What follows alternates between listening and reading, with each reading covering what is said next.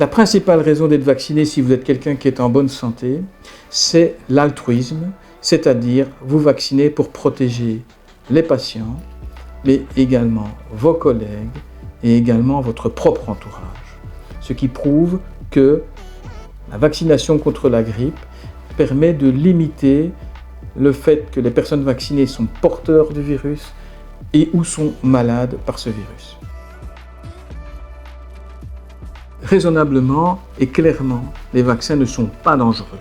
Le vaccin contre la grippe se fait chaque année depuis de nombreuses années, concerne des millions et des dizaines de millions de personnes chaque année.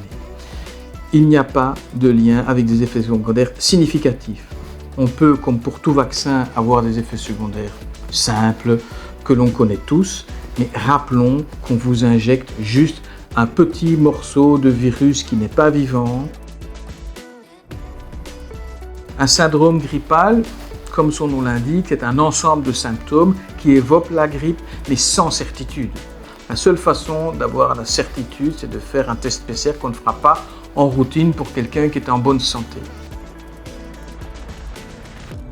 Alors, un mode de vie sain ne sait pas remplacer un vaccin, parce que même si vous êtes en bonne santé, vous ferez peut-être une infection atténuée, moins sévère, mais il n'empêchera pas le fait que vous allez être porteur du virus et que vous allez pouvoir le transmettre à autrui.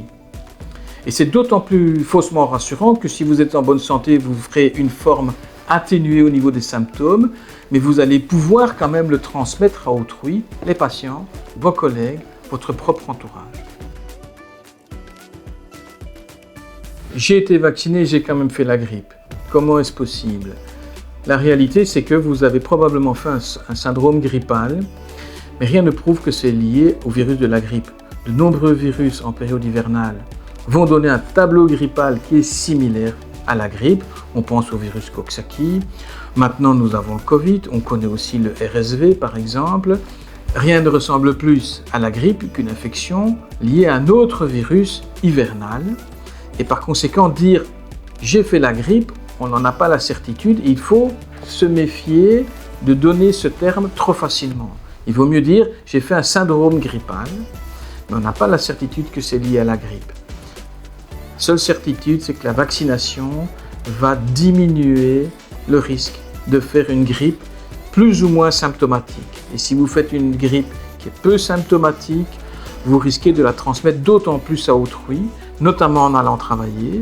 Et n'oubliez pas que la vaccination protège non seulement les patients, mais également vos collègues, mais aussi votre entourage.